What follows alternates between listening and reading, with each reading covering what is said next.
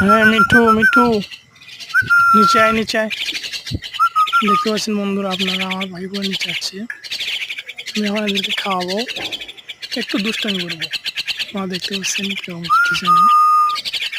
তো আমার পাখিগুলো অনেক আলহামদুলিল্লাহ অনেক শিকারি হয়েছে। আপনারা যদি শিকারি করতে চান এরকম পাখি কিনবেন হাটে, হাটে বেশি মূল্য না, এরকম 200 টাকা করে নেবে।